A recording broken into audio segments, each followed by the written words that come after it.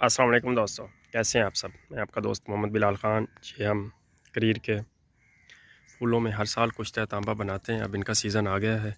ये देख लें, ये इस तरह से ये एक जाड़ीनुमा पौधा होता है। पत्ते नहीं लगते इसको। इसको करीर बोलते हैं, करीबी बोलते हैं। इसके डेले लगते हैं। पहले फूल लगते हैं, उसके बाद इसको डेले लगते हैं जो पक के वो भी सुर्ख रंग के हो जाते हैं, लेसदार। तो इनमें हम कुश्ता तांबा हर साल तैयार किया करते हैं। बहुत ही अच्छा नामर्दी और मर्दाना कमज़ोरी के लिए एक अक्सीरी चीज़ है।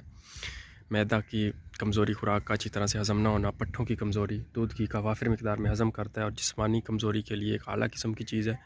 इंतशार की कमी, नफ्स की सख्ती, टाइमिंग का ना होना, उन तमाम अमराज़ के लिए ये बहुत ही आला किस्म की चीज़ हम बनाते रहते हैं हर साल। साल में 2 मरतबा इसको फूल लगते हैं। तो आप इसको बनाएं और इस्तेमाल करें। बहुत बहुत अच्छा इसका रिज़ल्ट मिलता है आपको।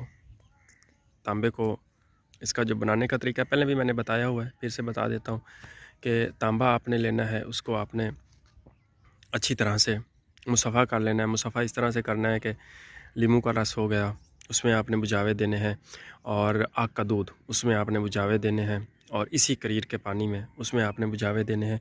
और जब जब आप इसको बुझावे देते जाएंगे तो उसके पतरे जो हैं वो उस दूध में गिरते जाएंगे।